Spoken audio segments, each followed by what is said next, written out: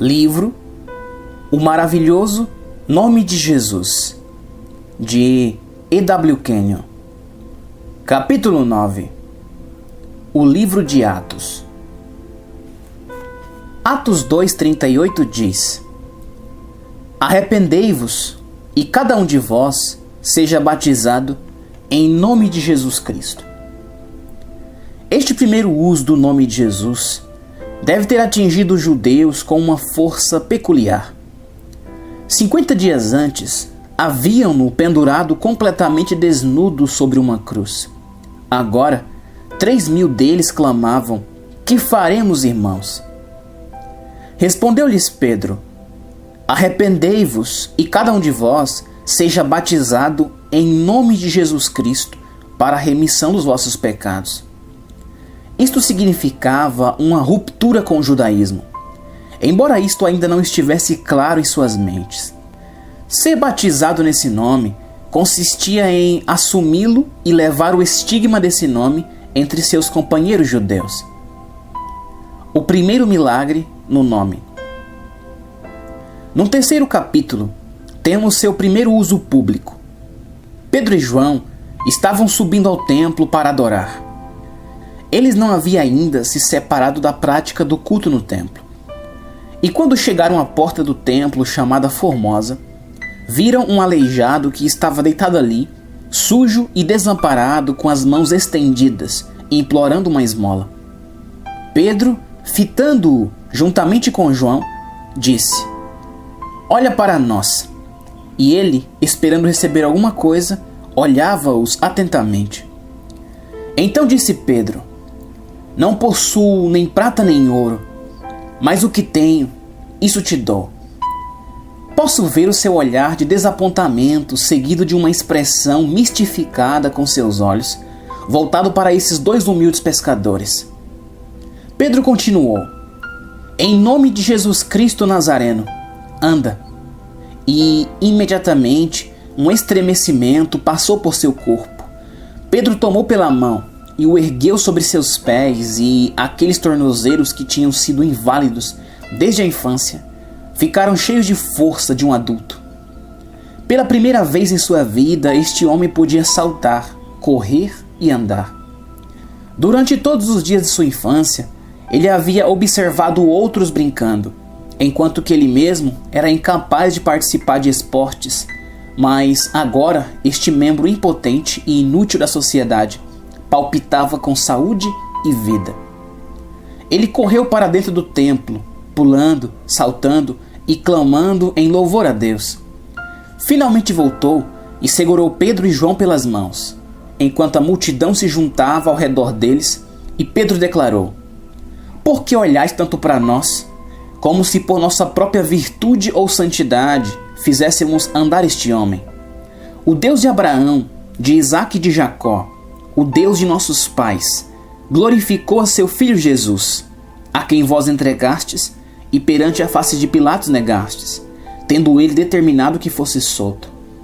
Mas vós negastes o santo e o justo, e pedistes que se vos dessem um homem homicida, e matastes o príncipe da vida, ao qual Deus ressuscitou dos mortos, do que nós somos testemunhas, e pela fé no seu nome, fez o seu nome fortalecer a este que vedes e conheceis.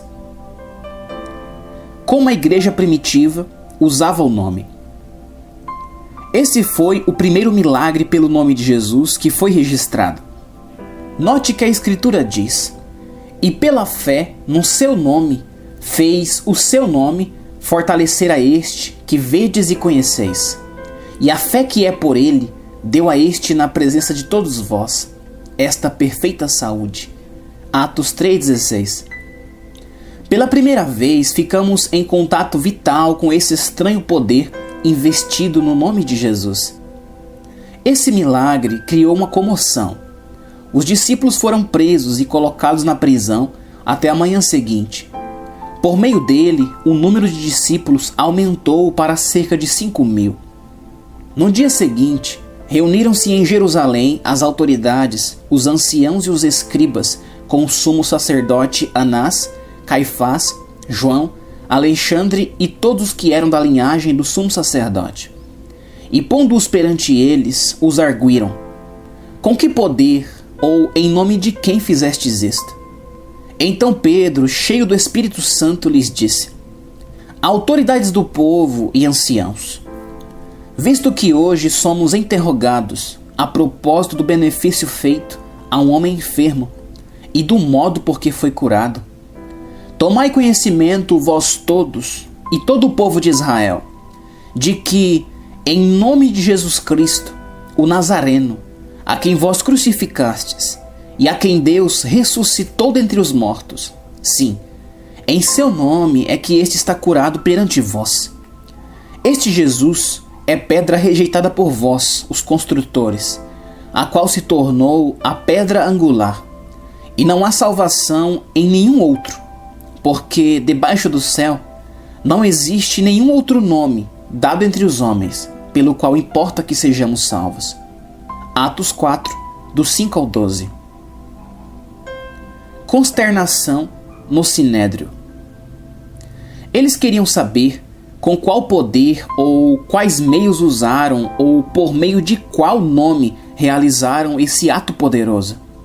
Pedro lhes contou que foi pelo nome de Jesus de Nazaré, a quem eles crucificaram e que Deus havia ressuscitado dentre os mortos, que pelo seu nome esse homem realmente estava sadio diante deles. Então o conselho atuou. Eles disseram: que havemos de fazer a estes homens? Porque todos os que habitam em Jerusalém é manifesto que por eles foi feito um sinal notório, e não o podemos negar. Atos 4,16. Não importa quanto possamos querer negá-lo, o fato permanece diante de nós. Um homem que havia sido impotente por anos foi, de repente, curado no nome de Jesus. Milagre como este jamais aconteceu antes na história da humanidade. Ele abalou o próprio fundamento do Sinédrio. Seus homens mais sábios estavam confusos. Os discípulos foram postos de lado por um momento, enquanto o Sinédrio deliberava e, em seu medo, eles os ameaçaram. Mas para que não se divulgue mais entre o povo, ameacemo-los para que não falem mais nesse nome a homem algum. E, chamando-os, disseram-lhes que absolutamente não falassem nem ensinassem no nome de Jesus. Atos 4, 17 e 18. Parece que não se opunha tanto ao ensino da sua ressurreição, mas temia o poder desse nome, e mandaram que não ensinassem nem pregassem nesse nome, e os despediram. Os apóstolos voltaram a seus próprios companheiros e lhes contaram o que havia ocorrido. Em seguida, vemos aquela notável oração no qual disseram: agora, pois, ó Senhor, olha para as suas ameaças e concede aos teus servos que falem com toda a ousadia a tua palavra, enquanto estendes a mão para curar, e para que se façam sinais e prodígios pelo nome do teu santo Filho Jesus. Atos 4, 29 e 30. Os discípulos agora esperavam que sinais e maravilhas seguissem a pregação no nome de Jesus. Moveu-se o lugar em que estavam reunidos, e todos foram cheios do Espírito Santo, e anunciavam com ousadia a palavra de Deus. Atos 4, 31. E muitos sinais e prodígios eram feitos entre o povo pelas mãos dos apóstolos. E até das cidades circunvizinhas concorria muita gente a Jerusalém, conduzindo enfermos e atormentados de espíritos imundos, os quais eram curados. Atos 5, 12 e 16. As portas da prisão foram abertas. Eles foram presos novamente e colocados sob guarda, mas o anjo do Senhor abriu a prisão e lhes disse que fossem e se colocassem no templo e pregassem todas as palavras desta vida. Pela manhã, eles foram trazidos diante do conselho, e o sumo sacerdote lhes inquiriu, dizendo: não vos admoestamos nós expressamente que não ensinasseis nesse nome? E eis que encheste Jerusalém dessa vossa doutrina, e quereis lançar sobre nós o sangue desse homem? Atos 5, 28. Então, Ocorreu um dos eventos mais dramáticos da igreja primitiva, em que o conselho ficou dividido e o poder de Deus foi de tal forma manifesto entre o povo. Gamaliel lhes advertiu para que não tocassem neles. Ele disse que eles poderiam se encontrar lutando contra Deus. Mas, em face disto, eles açoitaram os discípulos e lhes mandaram que não falassem no nome de Jesus. Então os deixaram ir. Retiraram-se, pois, da presença do conselho, regozijando-se de terem sido julgados dignos de padecer afronta pelo nome de Jesus. Atos 5:41.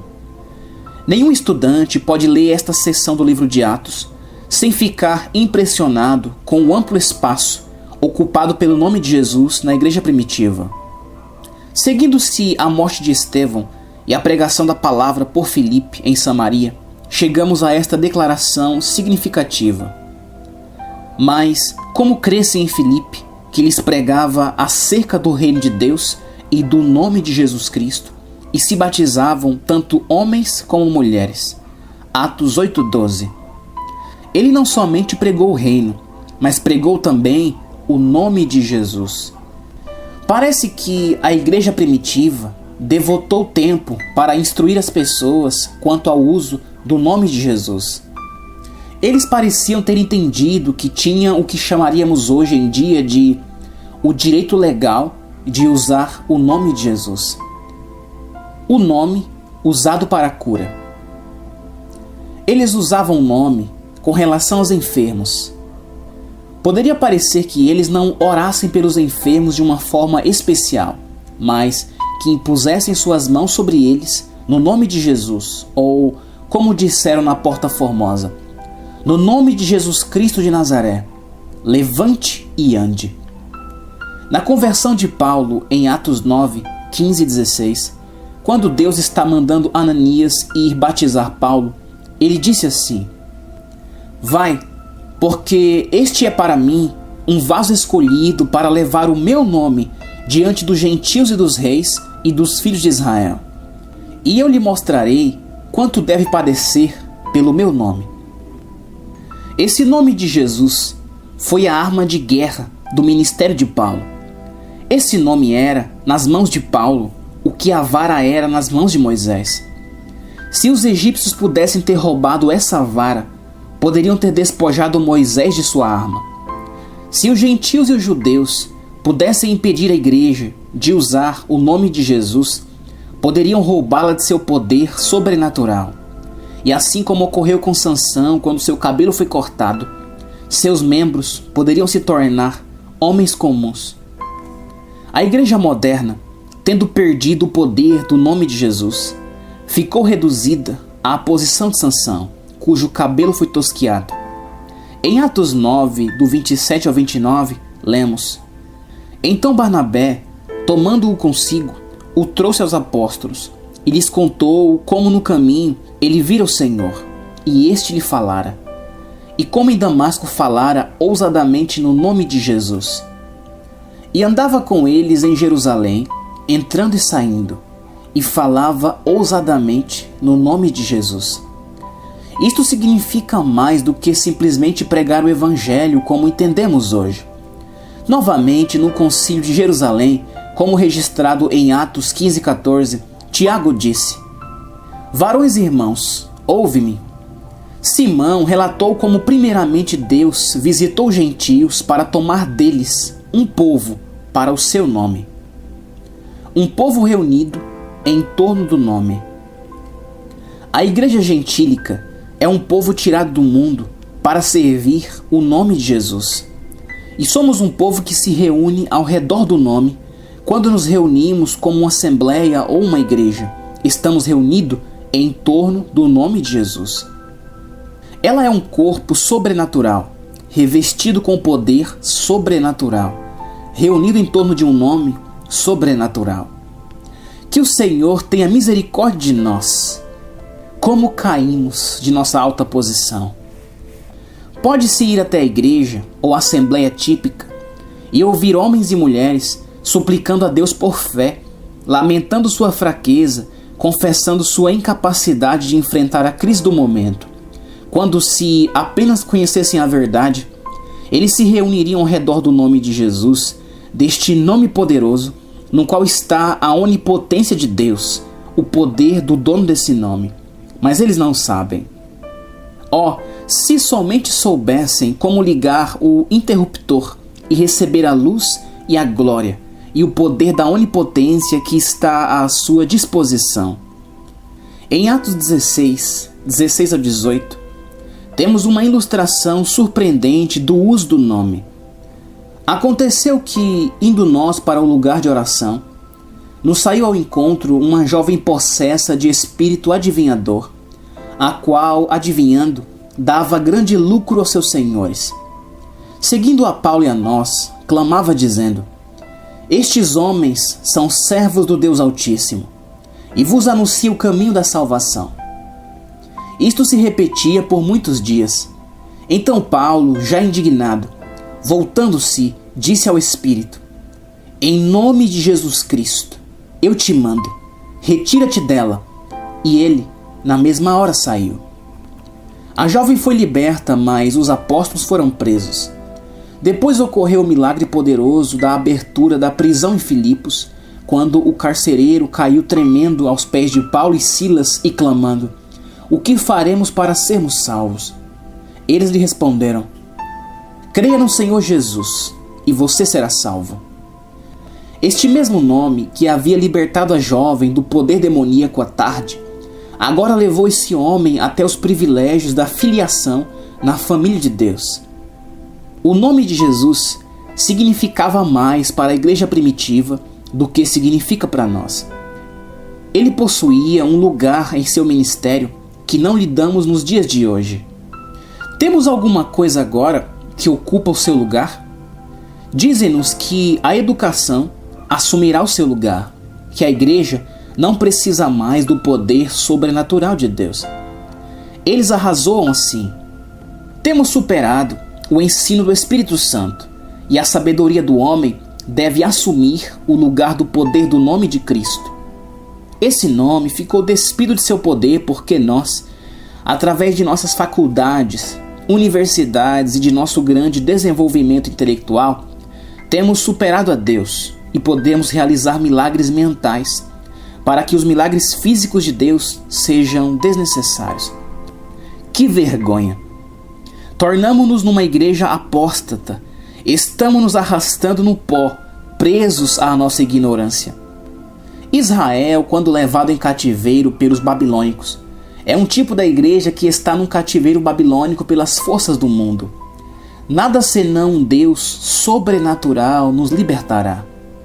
Com pouco percebemos que nossas literaturas e pregações artificiais são simplesmente motivo de riso pelo inimigo.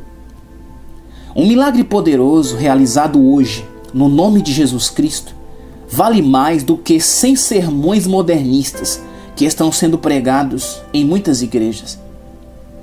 Deus perdeu seu poder? Jesus saiu de atividade? Temos algum registro em algum lugar de que Deus tenha dito que o nome de Jesus não é mais necessário? Que as faculdades, as universidades e o escolasticismo tomarão seu lugar?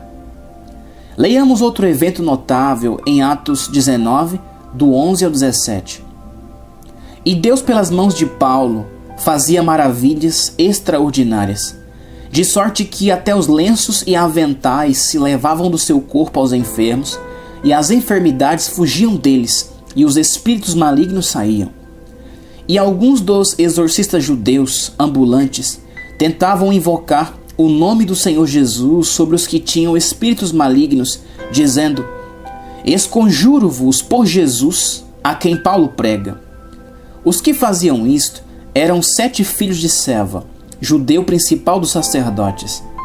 Respondendo, porém, o espírito maligno, disse: Conheço a Jesus, e bem sei quem é Paulo. Mas vós, quem sois? E, saltando neles, o homem que tinha um espírito maligno, e assenhoreando-se de 2, pôde mais do que eles, de tal maneira que, nus e feridos, fugiram daquela casa. E foi isto notório a todos os que habitavam em Éfeso, tanto judeus como gregos, e caiu temor sobre todos eles, e o nome do Senhor Jesus era engrandecido. O ministério de Paulo, no nome de Jesus, era tão extraordinário, os milagres tão pronunciados que até mesmo homens ímpios e feiticeiros tentavam usá-lo. E esse nome, através das coisas poderosas que eram realizadas, foi glorificado em Éfeso. Que o nome de Jesus possa ser assim glorificado hoje em dia nas igrejas e assembleias. Poderia ser assim se os crentes soubessem sobre os seus direitos legais e como desfrutar deles. Em Atos 26:9, Paulo diz na sua defesa: bem tinha eu imaginado que contra o nome de Jesus, o Nazareno, devia eu praticar muitos males. Note o lugar que Paulo dá ao nome nessa escritura, de forma que pensou que devia fazer muitas coisas contrárias ao nome. Se precisássemos tirar uma conclusão sobre o uso e o lugar do nome no livro de Atos, que diríamos? O nome de Jesus, na verdade, assumiu o lugar do Senhor que ascendeu. Onde quer que Jesus tenha sido glorificado por meio de sua presença pessoal, esse nome assumiu seu lugar. Possa o Senhor abrir nossos olhos cegos. Esse nome não perdeu nada de sua autoridade, nada de seu poder e o esforço de nos roubar de algumas das principais porções das Escrituras, através de uma interpretação dispensacional falsa das Escrituras, fracassada completamente. Pois, no ministério de Paulo para os gentios, em suas epístolas, ele dá ao nome de Jesus um lugar que refuta absolutamente todo o ensino daqueles que colocaria o poder do nome de Jesus somente sobre o período do reino. Não, o nome de Jesus pertence a nós agora. É nosso direito legal. Esse nome nos pertence. Como a igreja de hoje seria rica em poder, experiência e graça, se soubesse de seus privilégios e se levantasse nesse nome e ousasse assumi-lo.